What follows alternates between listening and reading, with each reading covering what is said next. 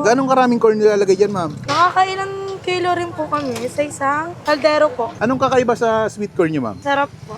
Bukod sa masarap, ano pa? Juicy. Juicy? Lang juice. Parang tender juicy yan, ha?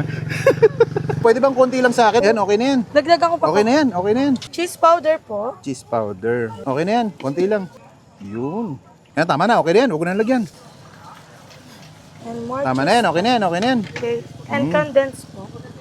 Hop, tama na yan, okay na yan. Hello, ma'am, anong binibenta niyo po dito? Sweet corn po. Sweet corn. Yes po, pa-sold out na po kami ngayon. Bilis ah. Magkano po yung ganyan, ma'am? Yung medium po namin, 40 pesos po. Ang overload po, 60 pesos po. And may large din po kami. Ang regular po, 55 pesos po. Ang overload po namin, 75 pesos po. Anong pagkakaiba nung regular sa overload? Ang overload po, may melted cheese and condensed po. Ang sa regular lang po, may margarine po, may sugar din po, and cheese powder po. Okay, sige po, order ako, ma'am. Yung pinakamaliit lang na overload, yung medium. Yes po.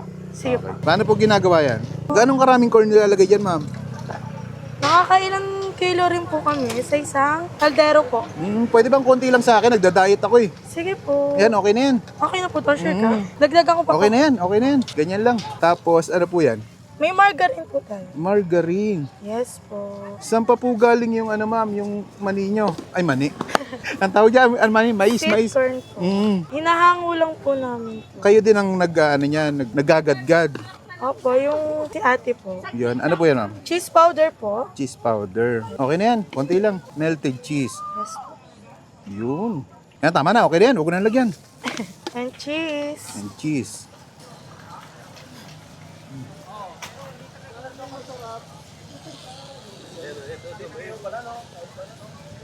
And more Tama cheese. na yan, okay na yan, okay na yan. Okay. And condensed po. Hop, tama na yan, okay na yan. Ito na po ang sweet corn. Magkano po to? 60 po yan. 60 pero hindi ganito yung ano. Hindi po talaga po. Girl. Puno talaga yung 60. Yes po, ano? punong-puno po talaga po. Ayan. Sige Yes po. po. Saan po kayo matatagpuan, ma'am? Matatagpuan po kami sa Carmona Dabilan Food Park po. Okay. Anong oras po kayo nag-open dito? 3 p.m. po hanggang 9 p.m. po. Ang stall po namin 55 po. 55 po. Yes. Anong kakaiba sa sweet corn nyo, ma'am? Sa cheese corn nyo? Masarap po. Bukod sa masarap, ano pa? Juicy. Juicy? Lang juice. Parang tender juicy yan, ha? May mga melted cheese and cheese po and condensed. Yun ang wala sa iba. Meron din. Meron din sa iba? Yes. Gaano na pala kayo katagal dito, ma'am? Ilang months na rin po kami dito. Ilang months? Siguro po nagsimula ng June. June.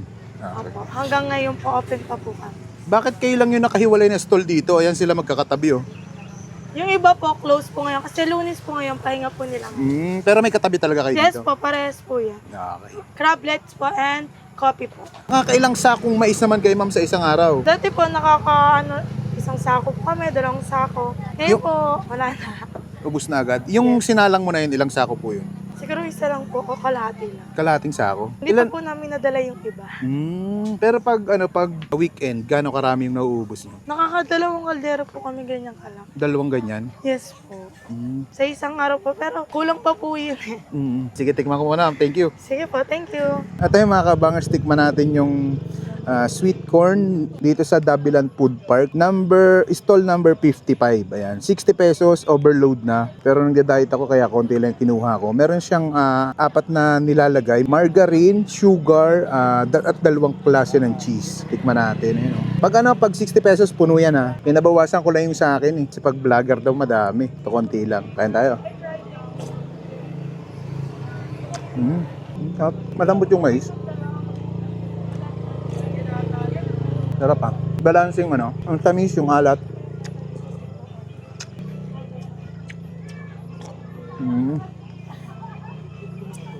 Parami ka talaga dito. Pag ganito, hindi siya sobrang alat. Hindi rin siya sobrang tamis.